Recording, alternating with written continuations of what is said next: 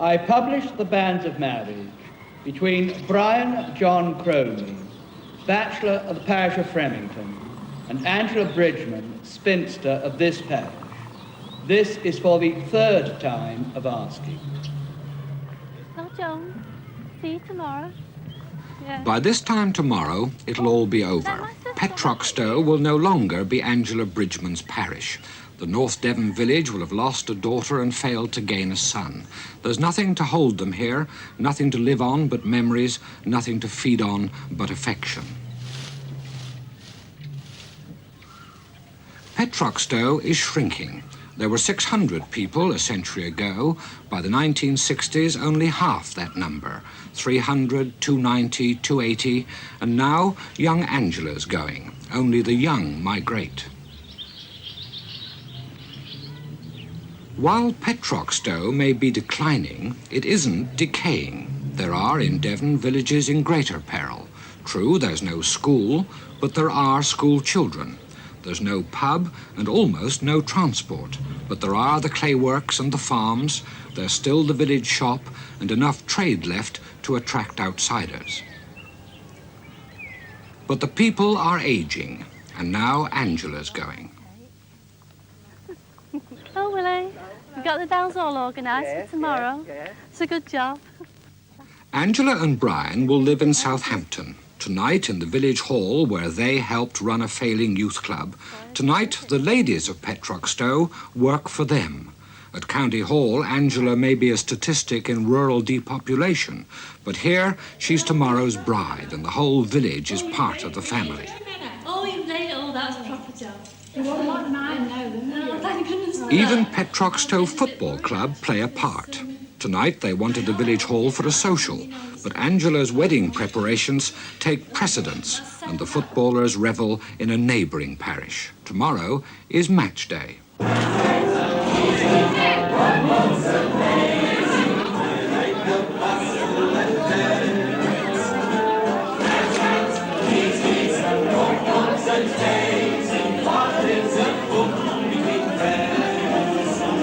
Brian's mum, bridegroom's mother, and what have we got left? 7, 8, 9, 10, 11, 12, 13, 14.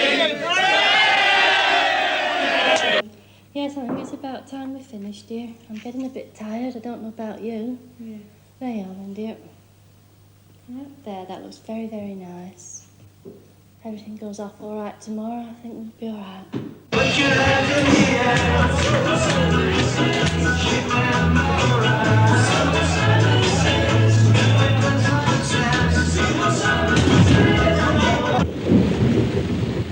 air. Good morning from BBC South and West, Radio 4. Before the national news at 7 o'clock, the weather for the day. Sporadic outbreaks of rain with thunder in places, particularly over the higher moors.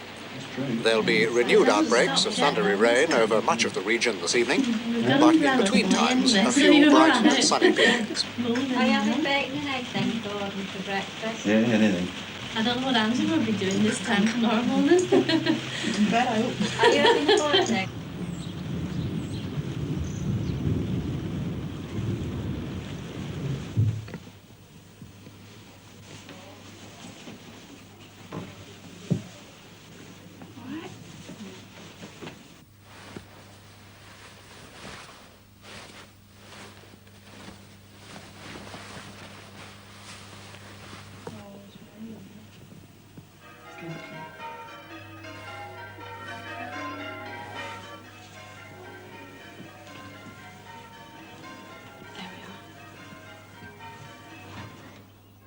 Petrockstowe is a quiet little village. People are friendly. I'm not quite sure yet how I shall feel about leaving it. I'll probably miss it when I'm gone, Southampton.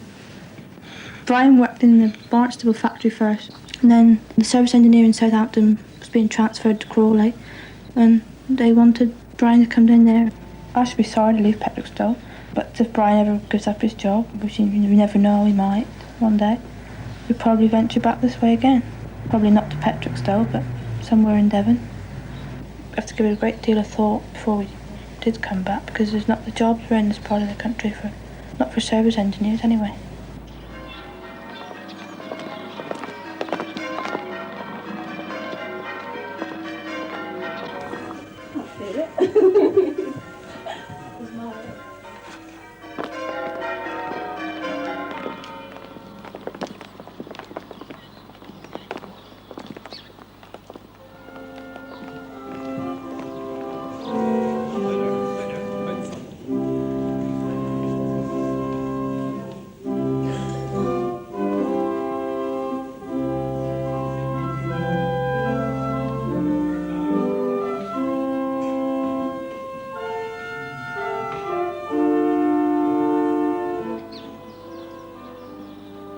Hymn 350. Hymn 350.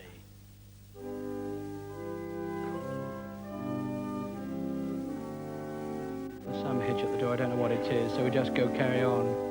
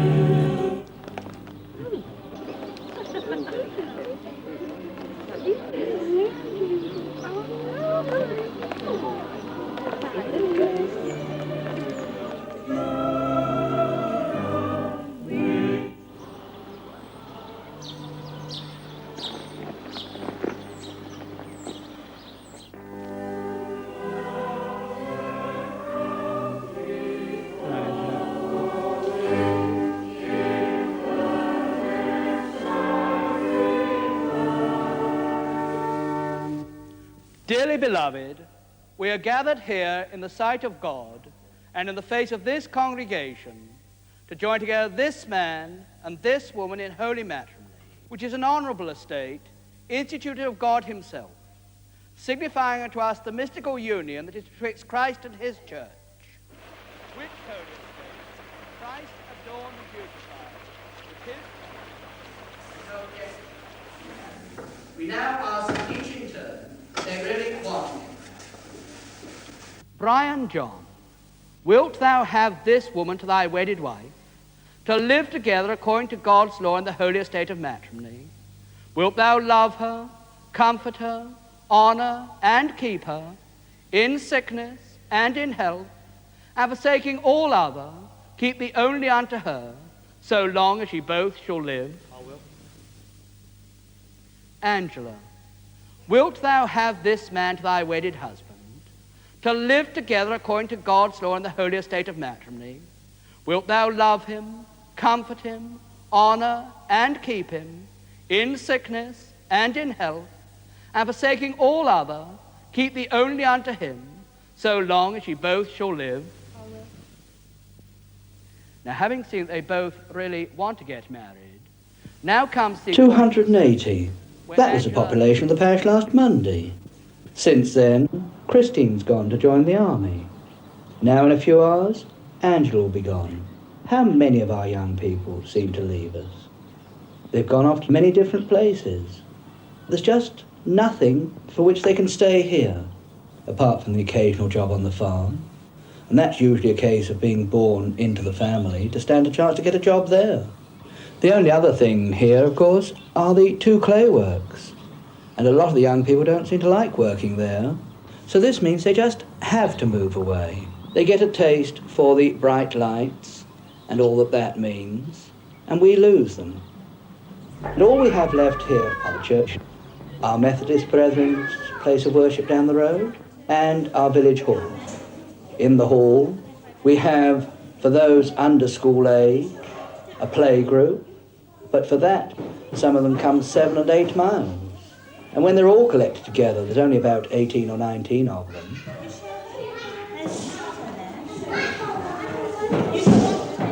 There's also the Women's Institute, just over 20 strong, which meets once a month. We've got more or less all the entries that we want for the competition here. There's just a few to be left collected tomorrow morning, and we'll take them to Black Torrington. Mrs. Hunkin is going to drive. We're quite happy, but what about younger generations? Already they leave the village to go to school. From 5 years old, they go to Merton, 2 or 3 miles away. When they get to 11, they either go off to Torrington, 7 miles away, or if they go to the grammar school, it's 14 into Oakhampton. Every morning, the youngsters leave the village. We don't see them again until 5 o'clock. It's very quiet without them. The really noisy children that give life to a place are gone. Even these school buses do not make it possible for our children to fully partake in the education of their schools, because education isn't just the lessons. There's also the out-of-school activities. If the youngsters want to take part in them, they have to stay behind and miss the bus and get a lift home, and this, for the girls, is a real danger. But what else can they do if they want to have a full education?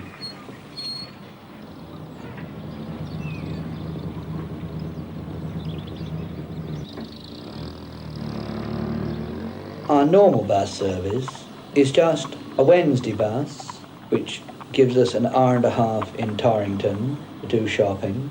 And on Saturday, we can leave the village at 1:30.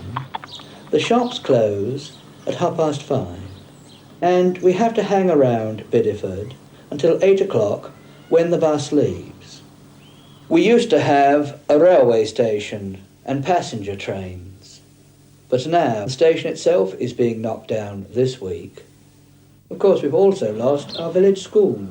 That went because of the decrease in the number of children going there.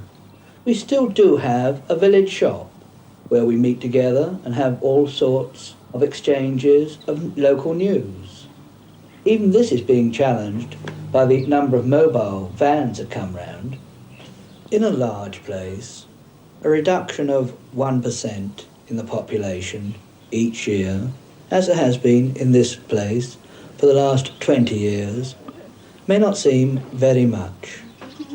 But when I walk out and look at the 8 houses just around me, I realise that there are now 15 people living in them. 20 years ago, there were 27. And it's largely the younger element that has gone. So what does the future hold for Petrockstowe? There are many villages around here. There are many villages throughout the country that have this very same problem. Sometime in the future, I shall be taking over with a colleague 9 such parishes. So my future is mapped out. But I can't help wondering what this place will be like in, say, 40 years' time.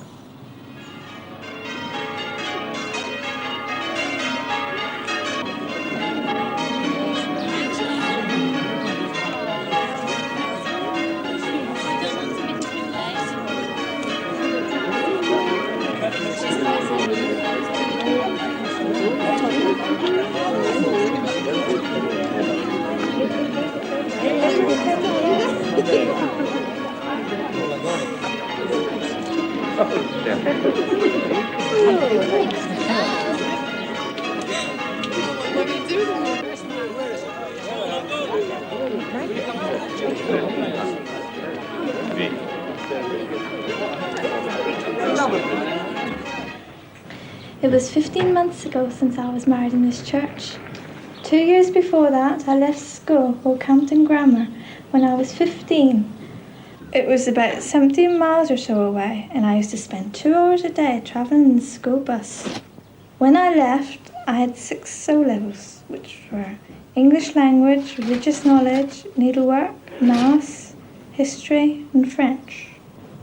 My teachers wanted me to stay on at school, but my friends were leaving. One was going to Exeter to work and the other was going to the technical college there, so I decided to leave. In lots of places I would have got a good job perhaps with 6 O-levels, but around here there's nothing. And even if I did want to go away, there's no transport. So I decided to stay home here in Petrockstowe, helping my family by serving the petrol.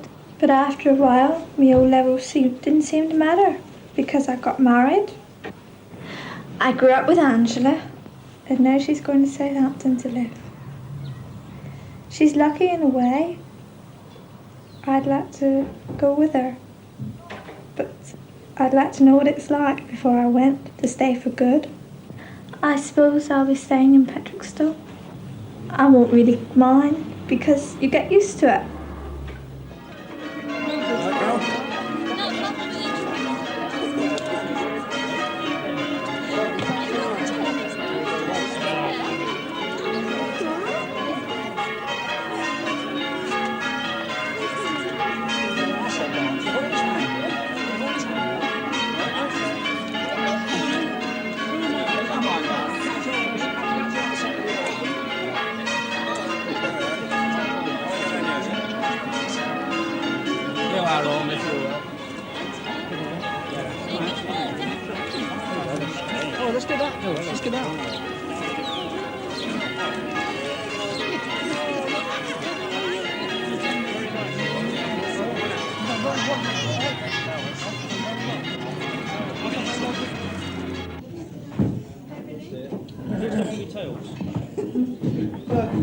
Bridegroom, cut the cake, please. Come on.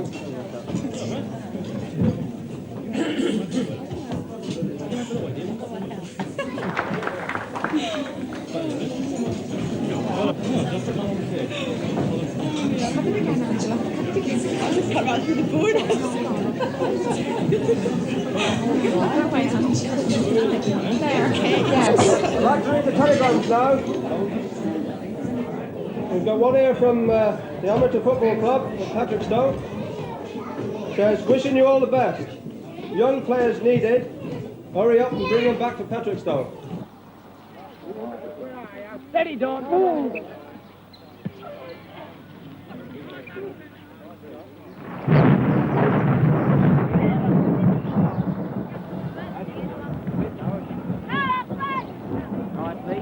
Nicely.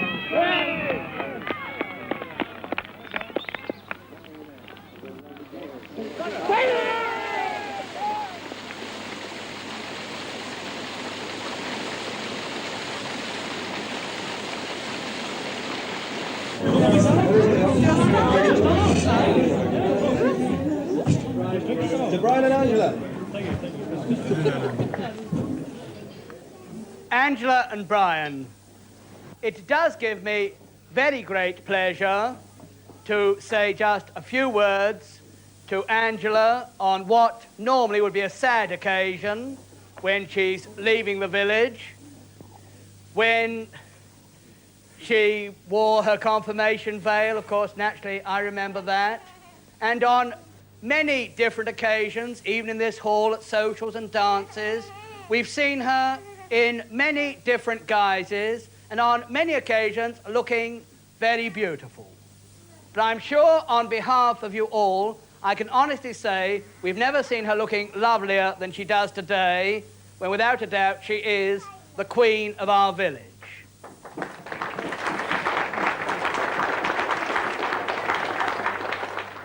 First of all, I'd like to thank Mr. and Mrs. Bridgman for a very nice reception, very nice wedding, and for the nice daughter there. The vicar said it. I'd like to thank the bridesmaids and the page boy. They're very nice. Thank you very much indeed.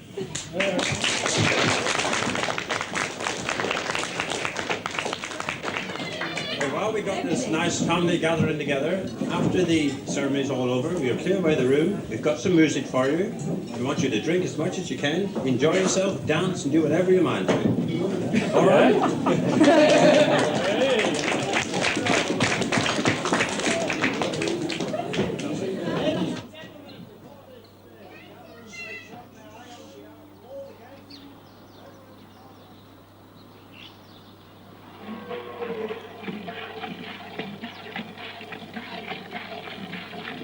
thought I went off smashing up there.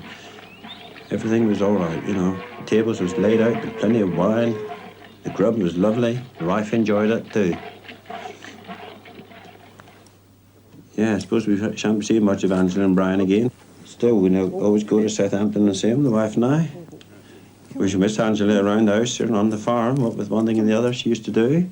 Feed the cows, the poultry, pick up the eggs, get the cows in for me. A stringent type of ointment on it to actually burn the proud flesh back. I was born here on this farm, lived here all my life. My father had it before me and his father before that. But since then, everything seems to have changed in the way of farming. This farm has changed itself. It used to be 80 acres when Dad and I used to run it. Now, I sold 30 acres of it off and just run the 50 acres on my own. I'll be up at 6 o'clock, I suppose. Fetch the cows, get them in, milk them, get finished up until the mail van comes in, and I should be off on the post round as usual. Have a little chat with everybody on the round. Bit of news, bring home, tell to the missus. After that, I shall get on with the work and get out into the fields for an hour or two. Most of the people are people I've known all my life. They like to see me come and tell all their worries and troubles, and especially when I take the bills to them. There's a different expression on their face then than what there is when I take the milk check to them.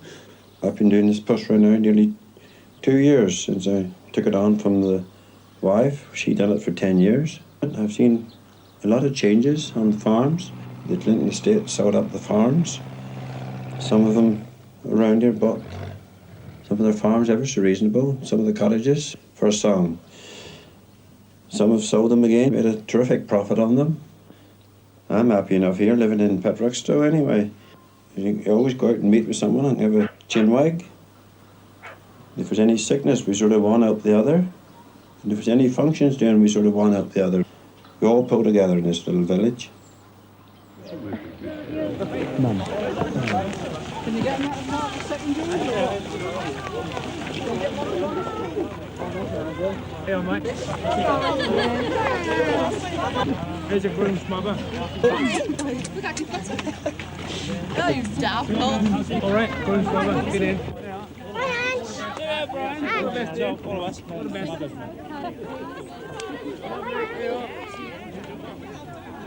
Get in.